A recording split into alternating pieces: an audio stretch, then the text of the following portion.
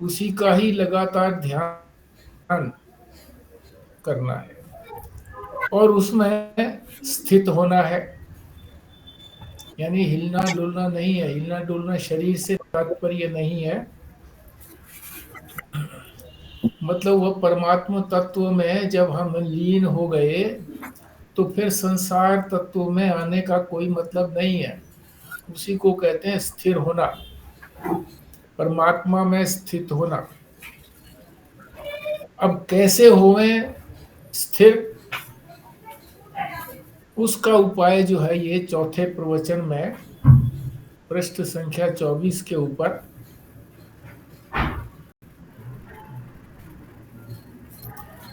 महर्षि बता रहे हैं। ये श्लोक छठा है, तो छठे का पहले पाठ करते हैं इसका। क्या कह रहे हैं ये छठे श्लोक के अंदर? आत्मन एव अहम, आत्मा में ही अहम, अहम रूपी मैं रूपी, उसको खोजना है। लब्धय, उसको खोज करके सेवस्व न अहितम, और जो हितकारी नहीं है विषय, उनकी सेवा नहीं करनी है। जो हितकारी है उसी की सेवा में ही लगे रहना है। सेवा का मतलब उसी को ही सतत चिंतन करते रहना है। अगली पंक्ति में अथ अन्येषु प्रतीक्षामि, ये जो ऊपर की पंक्ति थी ये तो उसके लिए बता दिया जिसको अपनी आत्मा में ही लगन है। और इस दूसरी पंक्ति में कह रहे हैं कि जो अन्य की इच्छा वाला है, अन्येषु, अथ अन्येषु, जो अन्य की यानी आत्मा से अतिरिक्त अनात्मा की प्रतीक्षामी, जिसकी इच्छा है कि उस अनात्मा से ही मुझे जो कुछ मिलता है उसी में मैं तृप्त हो जाऊंगा।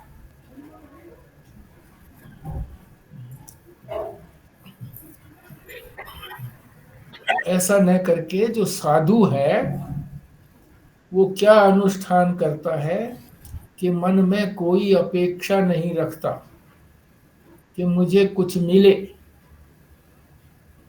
अपेक्षा माने चाहना कि ये मुझे मिले, ऐसा कुछ भी नहीं चाहता। तो इस छठे श्लोक के अंदर अनुष्ठान किस प्रकार से करें और कहां करें ये बताएंगे। तो ये जो चौथा प्रवचन है और जिसमें ये छठा श्लोक है, ये इसलिए महत्वपूर्ण है क्योंकि इसमें ध्यान की प्रक्रिया बताई गई है। ध्यान की, कि ध्यान किस प्रकार से करें। हर व्यक्ति का यही प्रश्न होता है कि ध्यान कहाँ करें और कैसे करें। कल की ही बात थी, यहाँ पर सोसाइटी में डॉक्टर हैं कटारिया, सारा ही परिवार उनका डॉक्टर है, पत्नी भी गायनाकोलॉजिस्ट है, पुत्र भी जो है वो सौरभ, वो पीडियाट्रिशियन के बाद भी सुपर स्पेशलाइजेशन की है।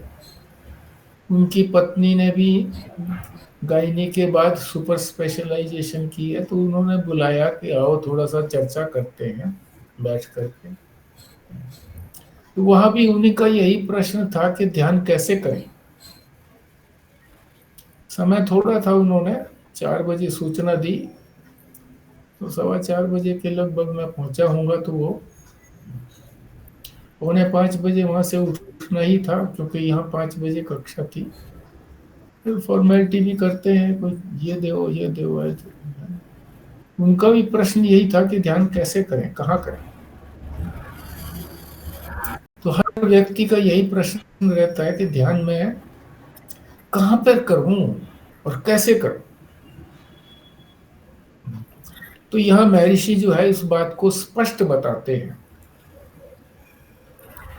जो मैंने सार रूप से इस सारे प्रवचन को समझा है वो यही समझा है कि दो स्तर हैं, दो स्टेजेस हैं। एक स्टेज है, स्तर है, बेटा यह दरवाजा बंद कर देना मेरा। दो स्तर हैं। एक स्तर है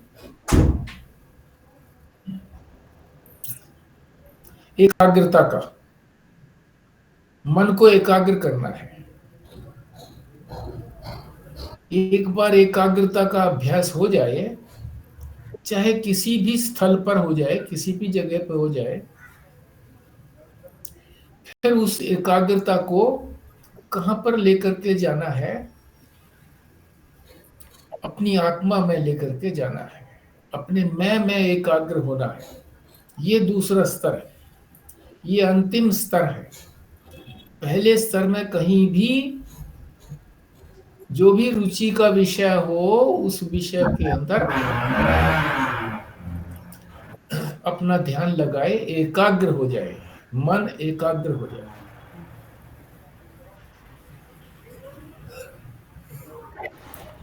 तो यहां बताया है कि शुरू में चित्त की एकाग्रता के लिए कहीं भी एकाग्र करो चित्त को, मन को। महर्षि पतंजलि भी कहते हैं जिस चीज में तुम्हारा चित्त लगे, चित्त को मन ही समझिए, आप मन कहो चित्त कहो, चित्त को एकाग्र करने के अभ्यास के लिए उसका उपयोग किया जा सकता है। उस स्थल का जहां हमारी रुचि लगे, हमारी चित्त लगे, मन लगे। और उसके लिए शब्द लाए हैं एक, यथा अभिमत।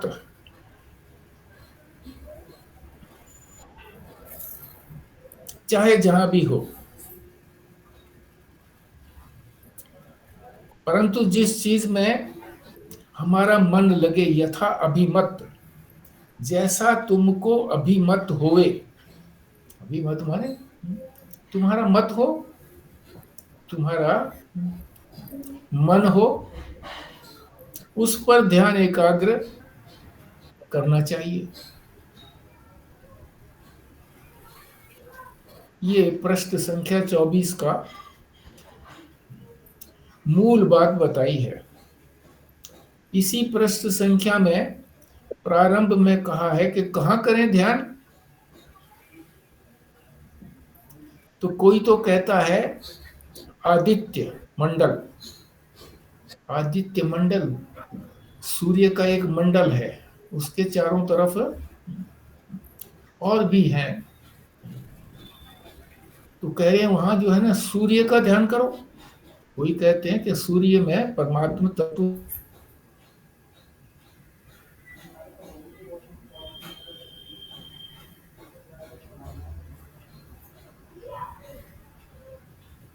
कोई कहते हैं जो हमारे ये लोक हैं, वैकुंठ आदि लोक, कई लोक हैं, उनके उनके अंदर जो कौन स्थित है, विष्णु।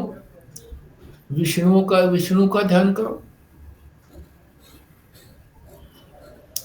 कोई कहता है कि हमारे अंदर चक्र है, नीचे से लेकर के, मूल चक्र से लेकर के ऊपर सहस्रार चक्र वहां तक, उन चक्रों में ध्यान करो। योगी लोग यही बोलते हैं। महर्षि क्या कहते हैं, इसी प्रश्न के अंदर है 24वें में, आत्मा में तुमको मैं इस चीज का बोध हो रहा है। आत्मा में मैं सबको मैं का बोध हो रहा है। नहीं, मैं सब मैं करते रहते हैं। मैं सारे दिन में पता नहीं मैं कितनी बार बोली जाती होगी, 50 बार, 100 बार, हर सेंटेंस के अंदर प्राय मैं शब्द आ ही जाता है। मैं जो है ये परमात्मा की मूर्ति है, और इस मूर्ति को जो नियंत्रण करने वाला है वही परमात्मा है। मैं को नियंत्रित करने वाला कौन है? परमात्मा है या आत्मा है, ऐसे भी कह सकते।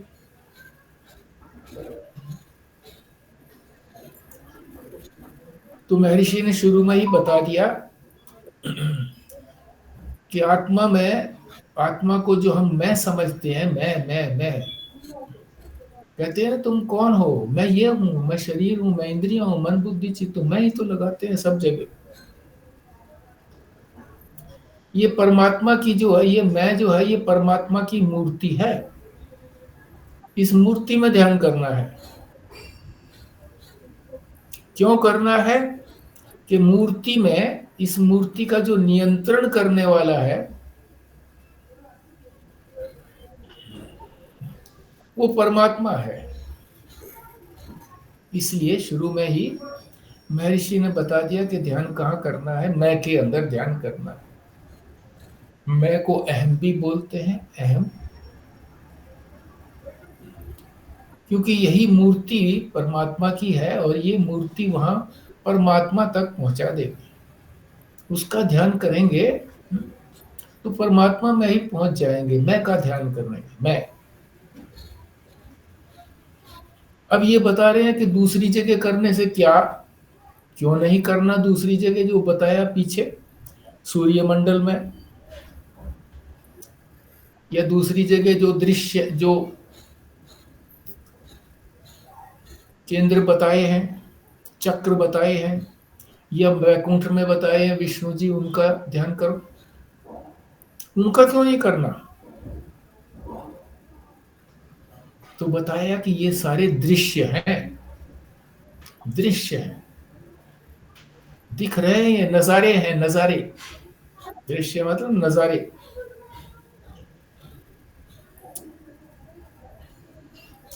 इनमें अगर हम अपना ध्यान लगाएंगे तो हमारी दृश्य भावना दृढ़ होगी। दृश्य भावना, अभी भी हमारे अंदर एक दृष्टा है और एक दृश्य है। दृष्टा ही दृश्य को देखता है। तो सबसे पहली साधना क्या होनी चाहिए कि दृष्टा जो है वो दृश्य से दृष्टा के अंदर आए, दृश्य को छोड़े, नजारे को छोड़े और अपने में आए, दृष्टा के अंदर। दृष्टा भी कोई परमात्मा नहीं है, दृष्टा भी कोई आत्मा नहीं है, पर फिर भी एक स्टेप इधर मुड़ना है, दृश्य से दृष्टा में आना। तो क्या, क्यों नहीं उधर जाना? अपने मैं को छोड़ करके दूसरी जगह क्यों नहीं जाना? दूसरी जगह जो है वो सब दृश्य है। आत्मा से अतिरिक्त सब कुछ दृश्य है। आत्मा में आने के लिए पहले दृष्टा में आएंगे, दृष्टा से फिर साक्षी में आएंगे। साक्षी ही तो आत्मा है। अगर दूसरी जगह ध्यान किया जाएगा अपने मैं से अतिरिक्त, तो हमारी दृश्य भावना और भी पक्की हो जाएगी कि हमें देखने में ही आनंद आएगा। देखते रहेंगे, प्राप्ति कुछ नहीं होगी, क्योंकि दृश्य को देखने से प्राप्ति थोड़ा ही होती है। जो अपना मैं स्वरूप है, मैं, उसको देखने से ही मैं की प्राप्ति होती है। मैं कोई तो प्राप्त करना है, मैं कौन हूं, इसी को तो प्राप्त करना है। तो उसके लिए बताया कि पहले स्टेप में तो चलो ठीक है, कहीं भी ध्यान कर लो, चाहे चक्रों में कर लो, चाहे विष्णु में ध्यान कर लो, चाहे सूर्य मंडल में जो सूर्य भगवान है, आदित्य है, उनका ध्यान कर लो, मगर है ये सारे दृश्य। शुरू में ठीक रहेगा एकाग्र करने के लिए चित्त को, मन को। तो दो स्तर बताए थे ना। पहला स्तर जो है एकाग्रता का है, तो एकाग्रता के लिए छूट है कि जहां रुचि हो, जो भी अभिमत हो, जो भी हमारा मन हो, जहां पर कि यहाँ हमारा मन अधिक लगेगा तो वहां पर एकाग्र हो जाए। मन को एकाग्र कर लें। जब मन एकाग्र हो गया तो फिर बाद में लाना अवश्य उस एकाग्रता को अपनी मैं में ही लाना है। वही आत्मा मिलेगी और कहीं नहीं मिलेगा। और वो मैं जो है वो कहाँ पर है? हमारे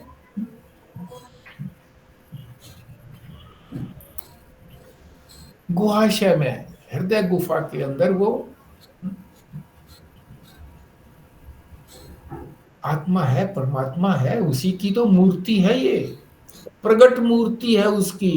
मैं परमात्मा की प्रगट मूर्ति है। तो इस मैं का ध्यान करेंगे तो परमात्मा तक पहुंचा देगी ये मैं। ये आप समझ गए होंगे ठीक से। प्रथम स्तर में जहां चाहे वहां करिए। ये जो आपने बोला ना कि प्रथम स्तर में कहीं पर भी करो जहाँ मन करे,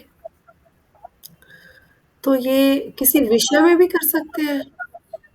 या कि भगवान किसी की किसी मूर्ति में करें या किसमें करें? कहीं भी करें जहां अच्छा लगे। अब बताएंगे, एक उदाहरण दे करके बताएंगे अगले पृष्ठ पर 25 पर। अच्छा। पंचदशीकार, जिसने पंचदशी लिखी है,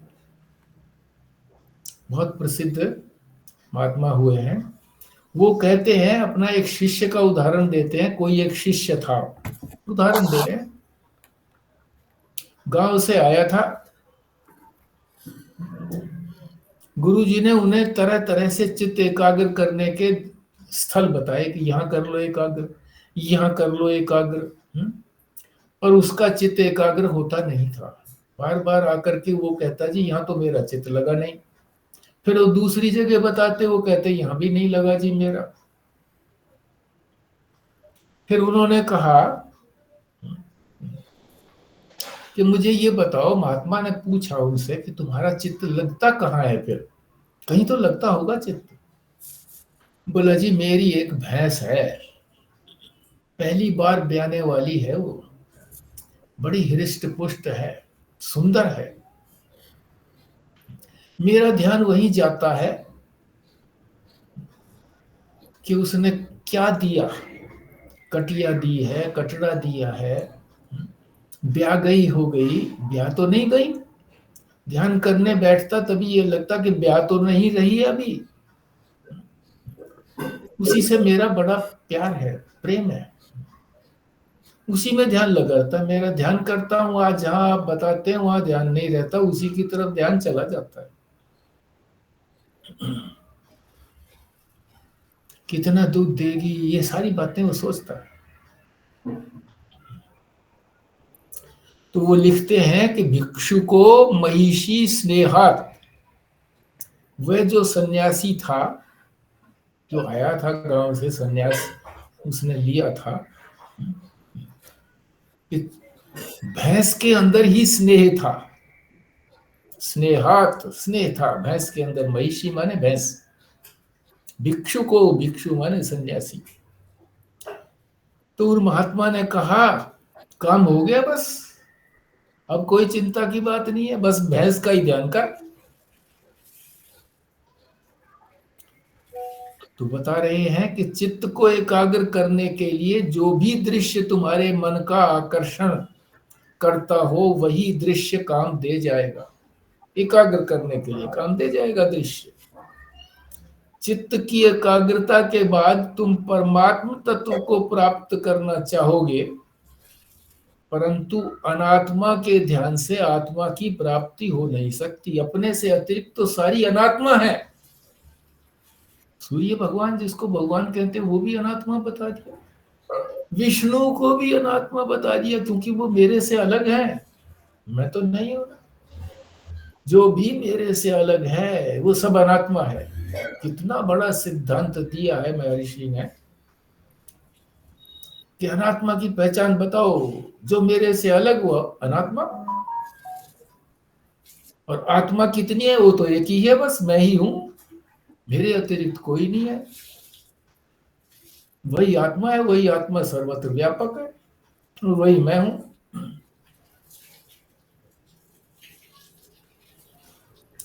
अनात्मा के ध्यान से आत्मा की प्राप्ति हो नहीं सकती। चाहे तुम सूर्यमंडल में ध्यान करो, चाहे कहीं ध्यान करो, वहां हमेशा तुम्हारे में द्वैत बुद्धि बनी रहेगी।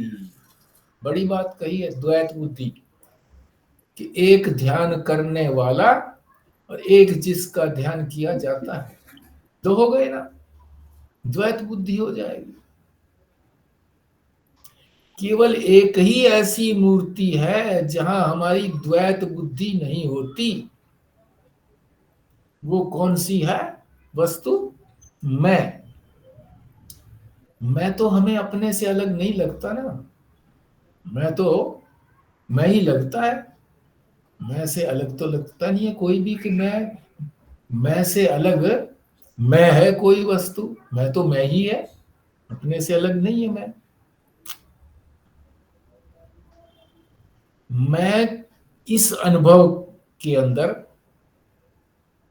कहीं ये नहीं होता कि अनुभूयमान मैं, कि जिसका मैं अनुभव कर रहा हूं उसको कहते हैं अनुभूयमान मैं। कोई दूसरा है। और अनुभविता, अनुभव करने वाला, जिसका अनुभव हो रहा था उसको कहा है अनुभूयमान,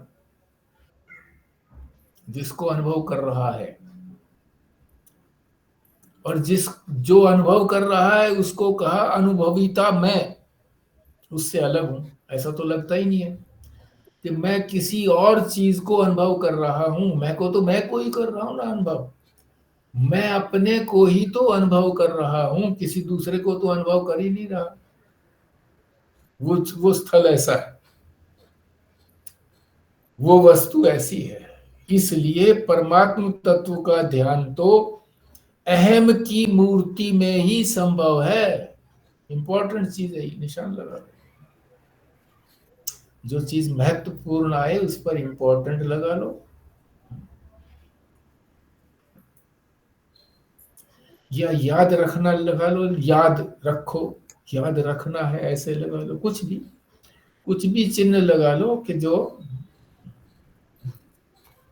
वेरी वेरी इंपॉर्टेंट लगा लो, जो बहुत अधिक आपको उपयोगी लगे। तो ये जो है मैं का ध्यान परमात्मा का ध्यान है, अहम की मूर्ति में ही संभव है। ये अहम जो है ये शुद्ध मैं की बात कह रहे हैं, शुद्ध मैं आत्मा, आत्मा की ही मूर्ति है। ये जो मैं हमारा हो रहा है, हम सभी पुकार रहे हैं मैं। केवल मनुष्य ही मैं नहीं कह रहा, भेड़ बकरी गाय भैंस भी मैं बोल रहे हैं।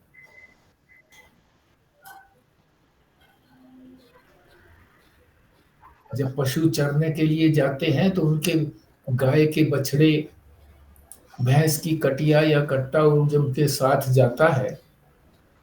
और जब घर वापस आते हैं तो कुछ जो बहुत छोटे होते हैं बच्चे, वो तो उनको भेजते नहीं है, उनको तो बांधे रखते हैं अपने घर में ही। और जब समय होता है आने का उनका, जब पता लग जाता है कि इस समय में आते हैं प्राय 1-2 दिन के बाद,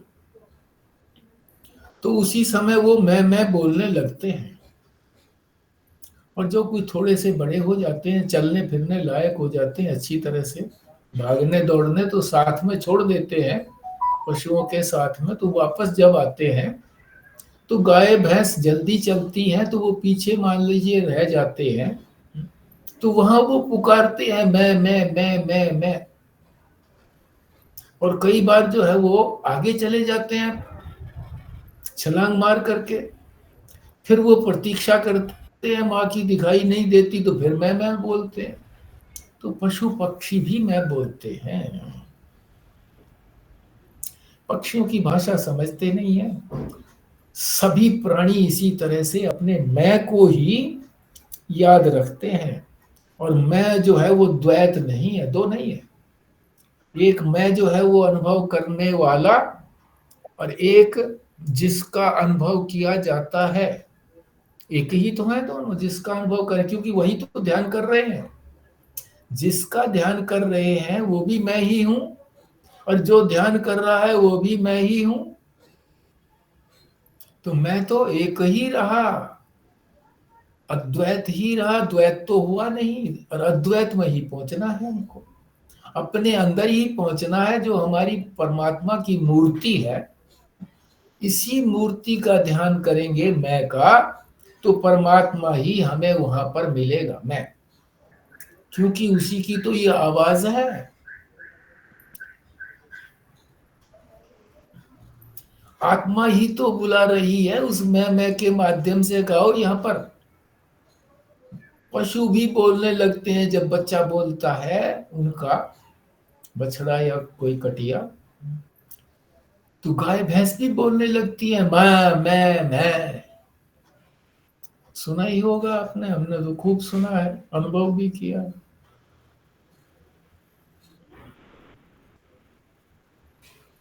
तो बताया कि परमात्म तत्व का ध्यान तो अहम की मूर्ति में ही संभव है, नहीं तो परमात्मा का ध्यान संभव ही नहीं है। यहां तक कह दिया उन्होंने, तो संभव ही नहीं है और कहीं ध्यान।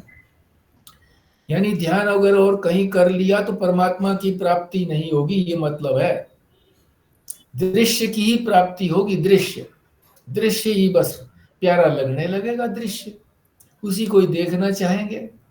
वो तो अब भी हमें जो प्यारा लगता है उसी को हम देखना चाहते हैं। नया नया विवाहित कपल जो है वो अपनी पत्नी को ही देखना चाहता है, बाहर गया है तो वहां भी उसको वही ध्यान आता है, पत्नी को भी ध्यान आता है इसी प्रकार से कि मेरा पति बाहर गया हुआ है, ध्यान आता है।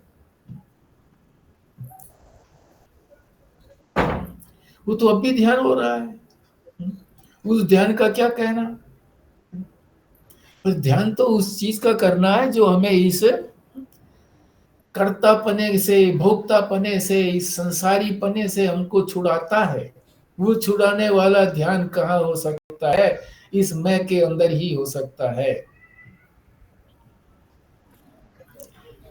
इसी में ध्यान करेंगे तो परमात्मा की प्राप्ति यही होगी।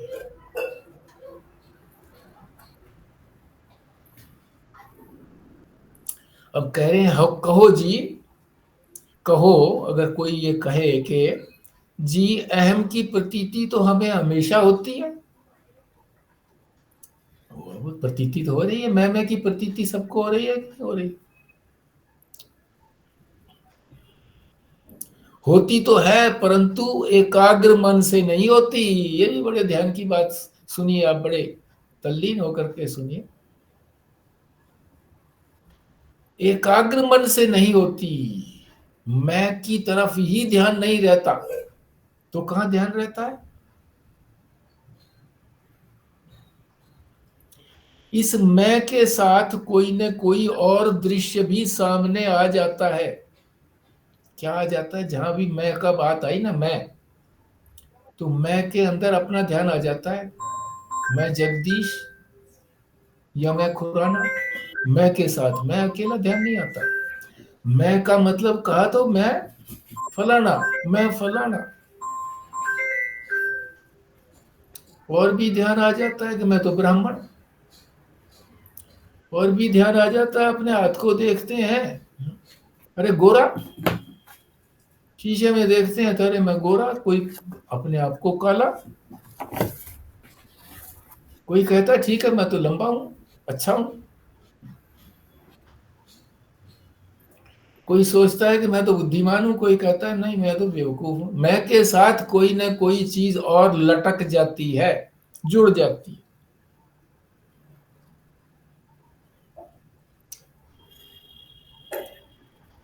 इस प्रकार से मैं की प्रतीति तो होती है, मगर किस प्रकार से होती है, कोई ना कोई चीज उसके साथ और जुड़ी होती है। अर्थात मैं की प्रतीति के साथ चित्त किसी न किसी दूसरे अनात्म तत्व को भी ग्रहण करता रहता है। अनात्मा ही तो है मैं से अतिरिक्त। ठीक है, मैं का ध्यान तो हमको आता है, मगर उसके साथ दूसरा अनात्मा का भी तो साथ में जुड़ना हो जाता है, वो भी लटक जाता है अनात्मा भी। जब चित्त की एकाग्रता हुई तो संभव है कि किसी चीज का चिंतन न होते हुए केवल अहम का ही चिंतन होवे। अगर तो अहम का ही चिंतन होवे तो ठीक है। जब तक चित्त एकाग्र नहीं होता तब तक ये इसलिए संभव नहीं है कि मैं को सोचने के साथ ही तुम किसी न किसी और चीज को ले आते हो। अभी बताया, कोई ना कोई चीज और जोड़ लेते हैं उसके साथ, विशेषण, अपनी विशेषता जोड़ लेते हैं। वास्तविक जिसको ध्यान कहते हैं, अब असलियत बता रहे हैं कि वास्तविक ध्यान तो किसको कहेंगे? केवल अहम का ही ध्यान ही हो सकता है, अहम का ही ध्यान हो सकता है। असली ध्यान तो अहम का ही ध्यान है, बाकी तो सारे ध्यान जो है केवल एकाग्र करने के लिए तो सोच सकते हो, मगर परमात्मा की प्राप्ति उससे नहीं हो सकती, क्योंकि वो सारे दृश्य हैं। दृश्य ही हमको फिर पक्का हो जाएगा। दृश्य तो अभी भी पक्का है हमको। अब भी हमारे ध्यान करने बैठते हैं तो कोई ना कोई दृश्य हमारे सामने आ जाता है। माताओं को ये दृश्य ध्यान में आ जाता है कि आज क्या सब्जी बनानी है। पुरुषों को ध्यान ये आ जाता है कि आज कौन से व्यापारी के साथ बात करनी है, उससे उगाही लेनी है, किसको आज माल भेजना है। डॉक्टर को ध्यान आ जाता है कि कल उस मरीज को दवा दी थी, बहुत गंभीर था, ठीक हुआ कि नहीं हुआ। आज जो मुझे कहीं जाना है तो मैं किस टाइम में मरीजों को जल्दी से समाप्त करके चलूं, ये ध्यान आ जाता है। और कुछ भी ध्यान आ जाता है, जो मर्जी आए ध्यान आ जाता है। कोई कंट्रोल नहीं है हमारा। अगर हम अहम पर ध्यान करेंगे, एकाग्र होकर के, एकाग्र तो कहीं पर भी कर लें अपने आप को एकाग्र, एकाग्र तो जब ये इनकम टैक्स की अंतिम तिथि होती है, अंतिम दिन, तो रात के 12-12 बजे तक, भाई अगर आज नहीं हमने ये अपना इनकम टैक्स, जो भी टैक्स है हमने नहीं भरा, तो हमें फाइन दे करके भरना पड़ेगा। तो इतनी एकाग्रता हो जाती है कि शाम का भोजन भी कई बार छोड़ देते हैं। अरे भोजन करूंगा इतनी देर में, तो मैं अपना ये काम ना कर लूंगा। एकाग्र तो हो जाते हैं। तो एकाग्रता तो ठीक है, पहला स्टेप है, मगर एकाग्रता अगर वहां हुई है, उस एकाग्रता का सदुपयोग करो। कहाँ करो? अपने अहम के अंदर, मैं के अंदर।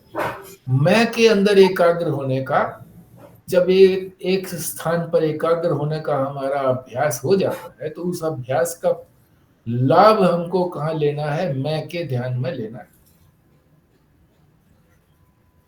वास्तविक ध्यान जिसको कहते हैं वो तो केवल अहम का ही ध्यान है। अहम ध्यान ही हो सकता है, अहम का ही ध्यान हो सकता है। ये 25 का प्रश्न हमारा पूरा हो गया।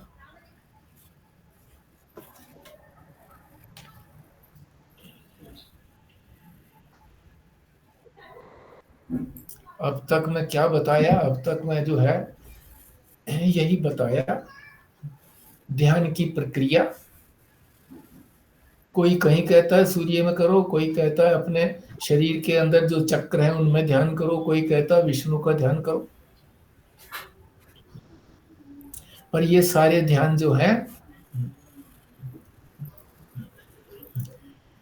ये सब दृश्य है। आत्मा से अतिरिक्त जो भी कोई है वो सब दृश्य है। आत्मा तो दृष्टा है, दृष्टा से साक्षी तक पहुंचना। तो पहला स्टेप है ये दृश्य दृष्टा तक आना, दृश्य से दृष्ट। तो दृश्य पक्का होगा, ये सब दृश्य। आत्मा से अतिरिक्त सब अनात्मा है, अनात्मा तो दृश्य है, दिखता है। आंख की बात ही मत लो, दृश्य से मतलब सभी चीजों से अनुभव होता है। कान से भी तो अनुभव होता है। सवेरे सवेरे किसी ने भजन लगा दिए जोर से, अरे तेने सुनना है तो अपना ही भजन तू अपने अपने अंदर ही सुनो ना। जिस तुमने जहां तक सुनना है, जिस जिस ध्वनि में तुम सुन सकते हो, ध्वनि में सुनो। जोर से लगाने की क्या जरूरत है कि मैं तो बहुत धार्मिक व्यक्ति हूँ, जोर से लगाता है तो दूसरा कोई ध्यान कर रहा होता है तो ध्यान उधर चला गया ना, कानों में चला गया।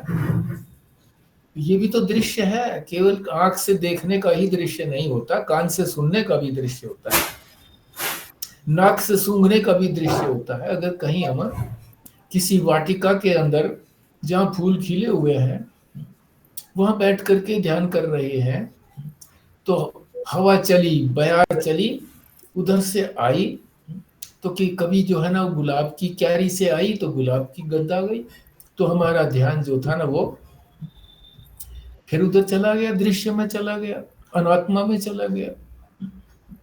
कभी गेंदे की आई खुशबू, गेंदे की क्यारी से आई दूसरी तरफ से, तो उस पर ध्यान चला गया। तो ये सब इनको दृश्य ही कहा है, यानी दिख ही रहे हैं, ये अनुभव हो रहे हैं। जो भी चीज अनुभव होती है वो दृश्य ही तो है। अमेरिका का हमको ध्यान आता है तो दृश्य ही तो है वो। अमेरिका सामने तो है नहीं पर ध्यान आ जाता है, अपना कोई वहां पर निकट संबंधी है, ध्यान आ जाता है। तो दृश्य का ध्यान पक्का नहीं करना है, जो दृष्टा है आत्मा है वहीं पर करना है अपना ध्यान। मैं ही उसकी मूर्ति है, परमात्मा की। उसका ध्यान करोगे तो परमात्मा की ही प्राप्ति होगी, जिसकी मूर्ति का ध्यान करोगे वही परमात्मा, वही किसी उसी की प्राप्ति होगी। एकाग्र करने के लिए जहां भी अपना मन हो, अभिमत हो, वहां पर एकाग्र कर लो। सीधा अगर मैं पे नहीं होता है किसी का तो एकाग्र कर लो, और फिर करना ध्यान मैं पर ही है, वही वास्तविक ध्यान है। और फिर शंका कही थी कि मैं का तो ध्यान हमको सबको रहता है। हाँ सबको रहता है, ठीक बात है, मगर अकेला अकेला मैं का नहीं रहता, उसके साथ कोई न कोई और चिपका रहता है, मैं की विशेषता चिपकी रहती है। तो असली ध्यान तो वही है कि केवल मैं का ध्यान रहेगा। मैं के ध्यान ही असली ध्यान कहा गया है। ये अब पृष्ठ संख्या हम 26 पर पहुंच गए हैं। अब ध्यान का वो बता रहे हैं, ध्यान का क्या लक्षण है, लक्षण से ही सिद्ध करेंगे कि एक पर ही ध्यान रहना चाहिए, अद्वितीय पर ध्यान रहना चाहिए। अन्य पर ध्यान गया तो द्वैत हो गया, और अपना तो आपा जो है वो अद्वैत नहीं है, वो तो मैं ही हूं। कारण बता रहे हैं कि ध्यान का लक्षण होता है एक वृत्ति का प्रवाह, एक ही वृत्ति हमारी बार बार वही, उसी का ध्यान आता है, उसी का ध्यान आता रहे बार बार। जैसे और वस्तुओं में आपने ध्यान कई बार देखा होगा, कोई ऐसी घटना हो जाती है तो बार बार उसी घटना का, दुर्घटना का ध्यान आता रहता है। कोई अच्छी बात हो गई किसी की, जो बहुत दिनों से चाहत थी वो पूरी हो गई, तो उसी का ध्यान बार बार आता रहता है। उसी को तो ध्यान कहते हैं। ध्यान का लक्षण यही है कि बार बार एक ही वृत्ति का प्रवाह चलता रहे, एक ही वृत्ति बहती रहे। बाकी सर्वत्र मैं की वृत्ति के साथ कोई दूसरी वृत्ति रहेगी, और कहीं अगर बाकी सर्वत्र मैं की वृत्ति के साथ कोई दूसरी वृत्ति रहेगी, मैं का ध्यान, मैं के साथ कोई ना कोई दूसरी वृत्ति बनी रहती है। अगर मैं की वृत्ति बनी रहे तो ध्यान हो गया। अतः बाकी सब जगह सर्वथा एकाग्रता का ध्यान नहीं है, क्योंकि उस मैं के साथ कोई ना कोई और चीज जुड़ी रहती है। एक इसको वेद ने ब्रह्म का नाम कहा है, एक को ब्रह्म का नाम कहा है। देखो कैसे बताएंगे ब्रह्म का नाम कहा है। सदैव सौम्य इदम अग्र आसीत एकम, एकम अद्वितीय, ऐसे बोले। सद एव, सद है रूप कहा उसको, सद, सद रूप जो है इससे पहले, इदम अग्र, इस संसार से उत्पत्ति से पहले वही एकमात्र था। आसीत माने था, एकम, एक ही था, और वही अद्वितीय था। इसीलिए सिख लोगों की भी बात बता रहे हैं महाराज जी। एक ओमकार सतनाम, ओम लिखते हैं, एक की संख्या लिखकर फिर ओम लिखते हैं कि ओमकार तो एक ही है, एकम, एक ओमकार सतनाम, वही सतनाम है। एक ओमकार सतनाम कहो या सदैव सौम्य इदम अग्र आसीत कहो, एक ही मतलब है। ये जो मंत्र है, उपनिषद का मंत्र ही ये सिखों के अंदर इस तरह से गुरुओं ने बोल दिया है। ये आवश्यक नहीं है कि जो चार महावाक्य हैं उन्हीं महावाक्यों को ही बोलना है, उसी संस्कृत की भाषा में बोलना। उनका जो भी अर्थ है वो अर्थ किसी भी वाक्य के अंदर आ जाए तो वो महावाक्य ही कहलाएगा। ये बात और अलग से बता दी आपको।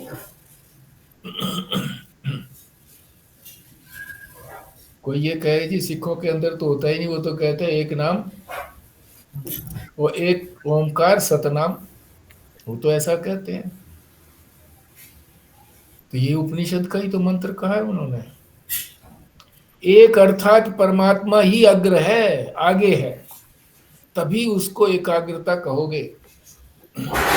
अगर परमात्मा आगे है, तीर की आगे जो नोक होती है ना तीर की, अगर वो आगे वहीं पर है, उसी निशाने पर है, परमात्मा के निशाने पर है,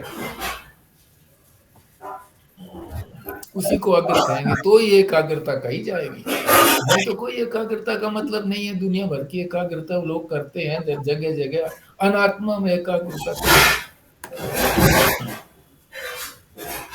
अनात्मा में एकाग्रता तो द्रौपदी की प्राप्ति के लिए अर्जुन ने एक ही आंख दिखती थी, न दूसरी दिखती थी, न और पेड़ दिखता था, न कुछ और दिखता था, आंख ही आंख दिखती थी जहां पर निशाना लगाना था। तो एकाग्र तो था ही वो।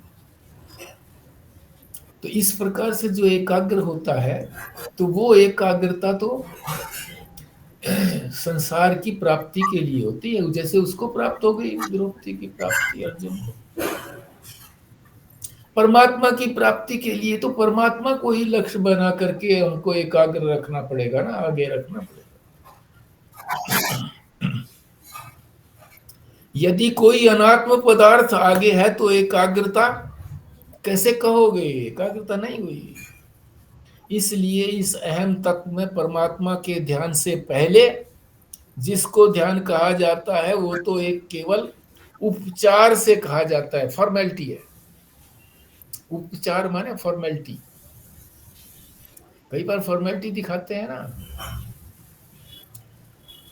तो ये जो पहले, उससे जो पहले ध्यान कहा जाता है कि ध्यान करो, ये तो फॉर्मेलिटी है। क्यों फॉर्मेलिटी करते हो भैया?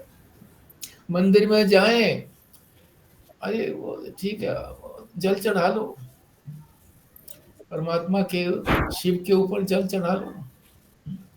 मंदिर में झांक लो कौन कौन सी मूर्ति है, घंटा बजा लो, परिक्रमा एक कर लो, कम से कम सूर्य को जल दे दो, फॉर्मेलिटी है। जब तक ये ना सोचे मन के अंदर कि मैं जल जो हूं इस पत्थर की बटिया पर नहीं चढ़ा रहा, शिव जी पर चढ़ा रहा हूं, साक्षात शिव जी विराजमान है वहां पर, उनके ऊपर चढ़ा रहा हूं। शिव जी का ध्यान आए कि ऊपर से गंगा उनकी बह रही है और वो मैं जल चढ़ा रहा हूं, वही गंगा जल ही तो चढ़ा रहा हूं मैं।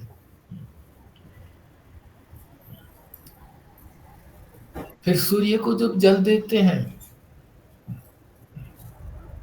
अरे सूर्य ही तो जल को पैदा करता है, अग्नि, अग्नि से ही तो जल पैदा होता है। तुम क्या पहले उसको सूर्य को जल दोगे? पर अपनी भावना दृढ़ करनी है कि वो परमात्मा है, सूर्य परमात्मा है। परमात्मा समझ करके उसका मंत्र जप करके जल अर्पित करो। पानी क्यों नहीं कहते उसको, जल कहते हैं। अंतर है ना, शब्दों में भी अंतर रहता है, अर्थ में भी अंतर रहता है। परिक्रमा करते हैं कि हमने यदि परिक्रमा एक कर ली, परमात्मा की परिक्रमा कर ली हमने, तो सब कुछ हो गया। फिर अन्य कहीं परिक्रमा करने की, जाने की जरूरत नहीं है, वहीं कर ली परिक्रमा। कई लोग परिक्रमा इस दृष्टि से करते हैं कि वो घर पे तो समय मिलता नहीं है, शुद्ध वायु होती नहीं है, चलो वही मंदिर में ही शुद्ध वायु भी है, ऊंचा भी है मंदिर, और वहीं जाकर के परिक्रमा भी करेंगे, परिक्रमा भी हो जाएगी, सर भी हो जाएगी। ये नहीं रखना, द्वैत नहीं रखना, दो दो उद्देश्य दूसरा नहीं रखना, एक ही उद्देश्य है कि परमात्मा के चारों तरफ अगर आप घूम लिए तो सारी पृथ्वी का चक्र हो गया। कथा भी है इसके लिए, पर उस बात को छोड़िए। 50 हो गए हैं, तो हम यहीं छोड़ने का मन होता है, क्योंकि ये बहुत महत्वपूर्ण जो चौथा प्रवचन है, और जिसको महाराज जी ने अपने सारा अनुभव यहाँ पर उधेल दिया है कि किस प्रकार से ध्यान करना है, कहाँ ध्यान करना है, कैसे ध्यान करना है। कोई भी शंका छोड़ी नहीं है कि अनात्मा चीज क्या है, आत्मा चीज क्या है। मैं से अतिरिक्त तो सभी अनात्मा है, सभी दृश्य हैं। दृश्य में ध्यान करेंगे तो दृश्य दृश्य ही पक्का होगा। हमको तो दृश्य से दृष्टा में आना है, आत्मा में भी आना है।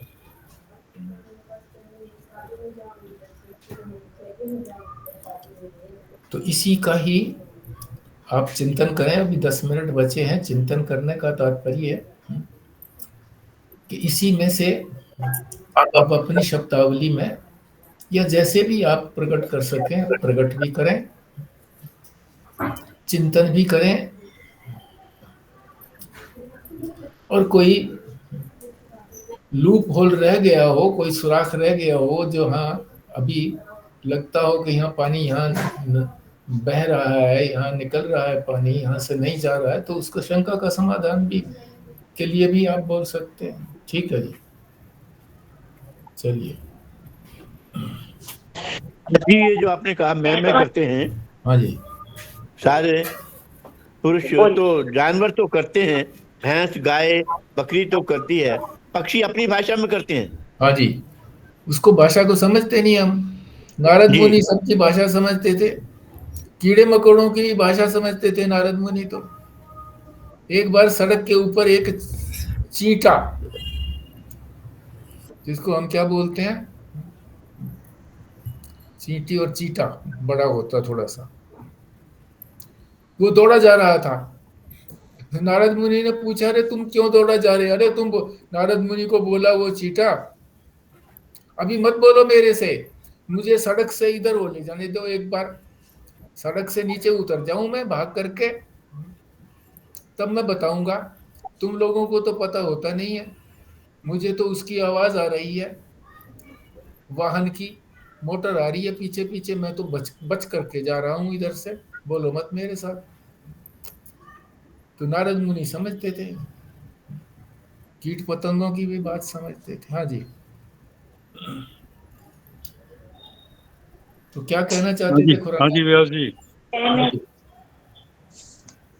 बोलिए। बिमला जी बोल रही हैं, पहले बोल लेंगे आप। अच्छा जी, बोलिए विमला जी। मैं तो ये कह रही थी, मैं का ध्यान तो हमें हर समय ही रहता है, लेकिन उसके साथ जो दृश्य चिपका रहता है उसको हमें दूर करने के लिए किसी और चीज का सहारा लेना पड़ेगा है। हाँ, ले सकते हो, सारा ले सकते हो, और उसको हटा भी सकते हो। दूसरी चीज को, मैं का ध्यान रहे, उसी दूसरी चीज को हटा सकते हो अगर समर्थ नहीं हो। जैसे आपका वहां ब्रह्मा कुमारी के अंदर जो प्रकाश के रूप पर ध्यान रहता है, प्रकाश यही तो है ना, रोशनी होती है, वो चक्र होता है, जो भी कुछ होता है, तो वो अगर आप ध्यान। आत्मा का, आत्मा का कि मैं आत्मा, मैं आत्मा हूँ। हाँ हाँ, यही यही सोचिए। अगर ध्यान इधर उधर जाता है तो प्रश्न करिए उसको कि ये आत्मा है क्या, ये मैं हूं क्या, वहां जो जा रहा है, ये तो मैं तो नहीं हूं। ऐसे भी सोच सकते हैं। लेकिन वो रहता है ना, दृश्य वाली बात आई है, वो उसके साथ भी रहती है, मैंने काफी किया है। हाँ वो आएगा, बार बार ये आएगा, दृश्य बार बार हटाना है उसको, बार बार हटाओ, दृश्य को हटाओ, बार बार मैं को ध्यान में रखो बस। ये मैं थोड़ा ही है जो इसके साथ चिपक करके आ गया, उसको दुत्कारो, अरे हट। मैं आत्मा हूँ बस। हाँ मैं हूँ, मैं हूँ, मैं हूँ, मैं हूँ, मैं भी करते रहोगे ना, मैं हूँ, मैं हूँ, मैं हूँ, मैं हूँ, तो भी बात बनेगी। ठीक। बहुत पहले स्वामी स्वयं जी प्रकाश जी ने भी इसी तरह से बताया था। जी, आज ही हाँ प्रवचन जी, सुन रहा था मैं उनका, विश्वात्मानंद जी का।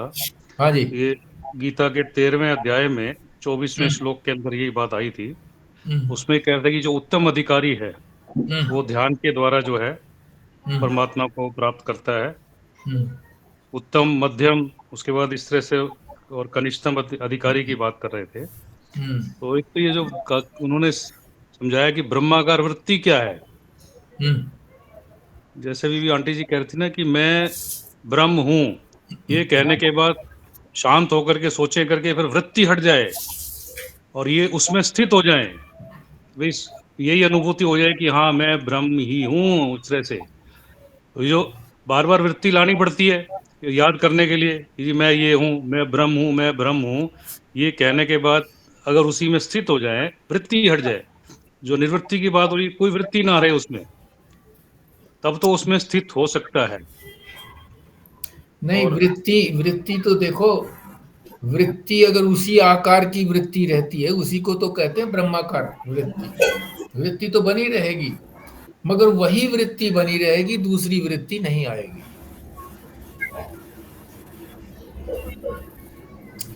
जो निर्वृत्ति की जो बात करते हैं ना, वो इसलिए निर्वृत्ति की बात करते हैं कि हमारी वृत्तियां दूसरी तरफ चली जाती हैं, और वृत्तियां चली जाती हैं, इसलिए उन और वृत्तियों को हटाने के लिए निर्वृत्तिक ध्यान है।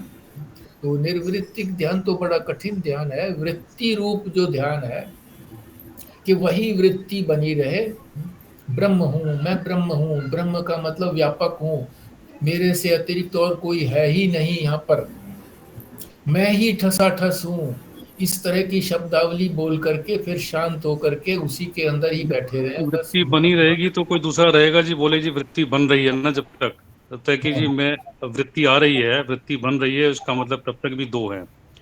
जैसे नहीं, मैं की वृत्ति अगर बनी रहती तो दो नहीं हुए ना जी, किसी अन्य की वृत्ति बनी रही तो दो हुए, मैं की जैसे वृत्ति में तो दो नहीं हुए। ध्याता, ध्यान और ध्येय के अंदर ध्येय तो ब्रह्म है, हम्म, और ध्याता ये है कि मैं ब्रह्म हूँ, ये हम्म, बोल रहा है, जो करने वाला है मैं ध्यान कर रहा हूँ। हम्म, और ब्रह्म का जो है वो जो ध्येय वो है कि जी मैं आत्मा ही हूँ वो है। और हमें जब तक ये बहाने कि मैं ध्यान कर रहा हूँ या मैं ब्रह्म हूँ अभी, और जिस साधन से कर रहा हूँ कि भाई उसको एकाग्र करके मन को जो कर रहा हूँ, जब तक ये तीनों एक ना हो जाए, ध्यान करने वाला खत्म हो जाए और ध्यान भी खत्म हो जाए, तो जो ध्यान खत्म हो जाए उसका मतलब मैं समझ रहा हूँ कि वृत्ति भी खत्म हो जाए, सिर्फ ध्येय ध्येय बच जाए। उसमें वृत्ति रहेगी तो उसको ध्यान रहेगा कि जी वृत्ति तो करनी पड़ेगी, बिना वृत्ति, वृत्ति बिना अपने आप स्वतः नहीं बनेगी, करनी पड़ेगी। स्वतः तो जो वो हुआ जा सकता है वही हो सकता है। देखो यहाँ जो बताया है इन्होंने और वास्तविकता यहाँ बताई है, हम उस वास्तविकता से हम थ्योरी के अंदर क्यों जाएं। जैसे आपने बताया, त्रिपुटी की बात बताई, ध्याता ध्यान दे, उधर क्यों चले गए। या जो उन्होंने जो बात कही, अगर तो उस जो आत्मानंद जी ने जो बात कही थी, वो अगर इस बात का समर्थन करते होते तो यही चिंतन होता। अब वो चिंतन दूसरा हो जाता है फिर, कि तीन है जी उसके अंदर। तो जब यहाँ कह ही रहे हैं कि जो ध्यान करने वाला है वो भी तो मैं ही हूं, और जिसका ध्यान किया जा रहा है वो भी मैं ही हूं, तो त्रिपुटी कहाँ रही फिर। ध्यान ही ध्यान रहा, बस अपना ही ध्यान रहा। ध्यान तो रहेगा, ध्यान थोड़ी चला जाएगा। ध्यान ध्याता नहीं रहेगा, और ध्येय भी जो है वो ध्यान रूपी हो जाएगा। ध्येय भी वही है, ध्याता भी वही है, तो ध्यान ही ध्यान है, बस उसी का ही ध्यान है।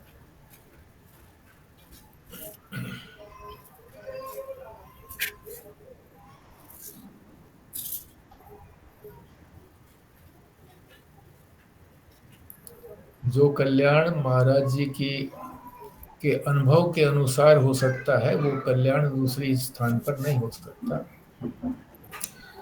क्योंकि उन्होंने बोलना है आधा घंटा। ये कहोगे कि यहाँ भी इन्होंने आधा पौना घंटा ही तो बोलना है, और क्या बोलना है। हाँ, अगर ठीक है, ऐसी आस्था उनमें भी है, वो भी बात अगर एक दूसरे की समर्थित होती है तो ठीक है, समर्थन करिए उस बात का। अगर समर्थन नहीं होती है, एक दूसरे के विरुद्ध चली जाती है, तो फिर चिंतन करके ये निष्कर्ष निकालो कि उनका कहने का क्या तात्पर्य है और यहाँ पर जो कह रहे हैं इनका क्या तात्पर्य है। तो उसके लिए मेधा शक्ति चाहिए, विचार चाहिए, बहुत श्रवण चाहिए, तब निर्णय कर पाएंगे। अन्यथा तो जो बात युक्ति संगत लगती है प्राथमिक में, जो कहते हैं ना, वो शुरू में ही जो जो भी वो कोई रिपोर्ट लिखाई जाती है, उसको जो भी कुछ कहते हैं, तो प्रथम दृष्टि में जो बात ठीक लगती है उसी का ही समर्थन करते रहें। उसमें कहीं अगर व्यवधान आता है किसी समय में, तो चिंतन की अनिवार्यता है।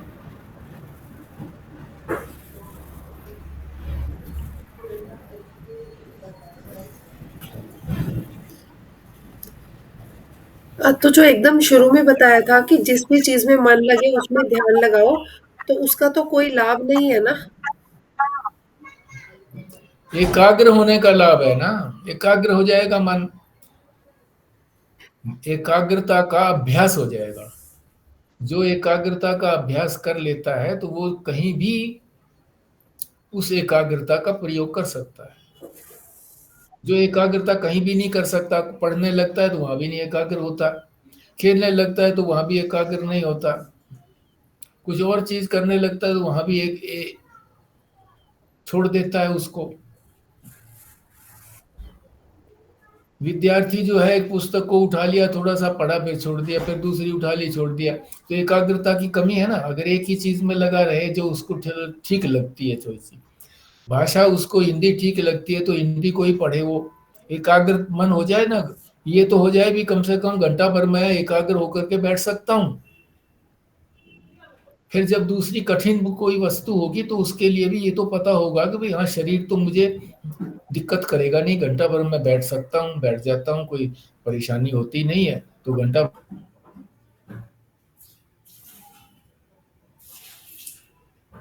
एकाग्रता का लाभ है, इन्होंने स्पष्ट रूप से बता दिया। फिर उस एकाग्रता का उपयोग जो है परमात्मा में, यानी मैं के अंदर ध्यान में लगाइए।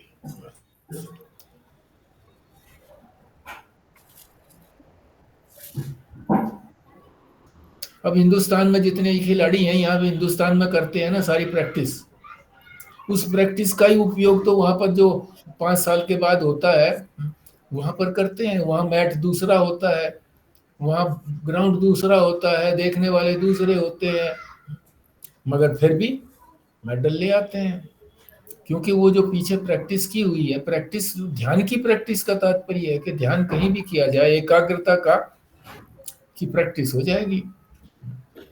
तो एकाग्रता की प्रैक्टिस का उपयोग मैं के अंदर कर देना है। अब ये तो बड़ा स्थूल सा एग्जाम्पल दिया था कि भैंस के अंदर ध्यान रहता है, हालांकि ये पंचदशीकार ने दिया, पर इस बात को दृढ़ता से बताने के लिए कि एकाग्रता कहीं भी अगर होती है कहीं आपकी, तो उसी में एकाग्र रहिए, और फिर उस एकाग्रता का उपयोग तो वही करना है, नहीं तो ध्यान नहीं कहा जाएगा, फिर प्राप्ति नहीं होगी, अपनी प्राप्ति नहीं होगी, ब्रह्म की प्राप्ति नहीं होगी।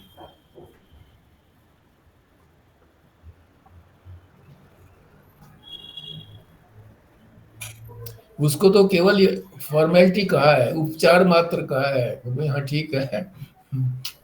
फॉर्मेलिटी सभी कर लेते हैं ध्यान में, देखा मैंने कई आते हैं हमारे यहाँ, कोई मेहमान आए ऐसी तरह से, या हम कहीं गए तो हम देखते हैं तो बैठते हैं वो 10-5 मिनट, हम कहते हैं जी मैं 10-5 मिनट तो ध्यान करता हूँ, जरूर ध्यान करता हूँ।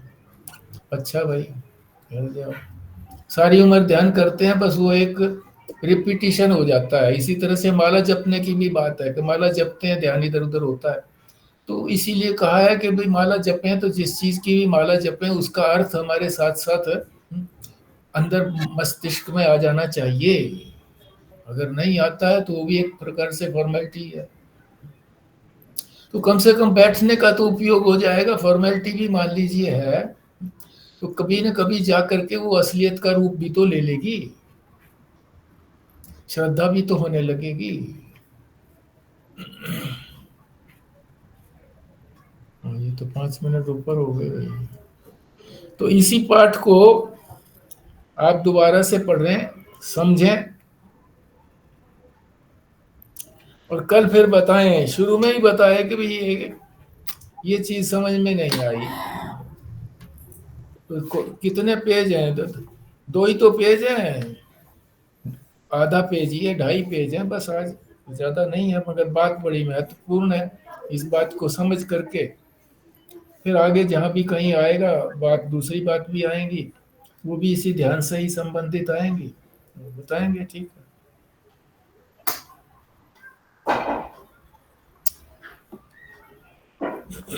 हाँ जी, करो। कौन कर रहे हैं?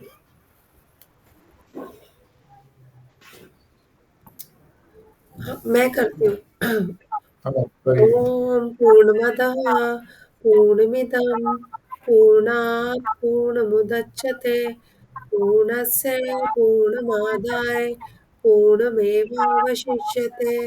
ॐ शान्तिः शान्तिः शान्तिः। नारायण नारायण। नारायण नारायण।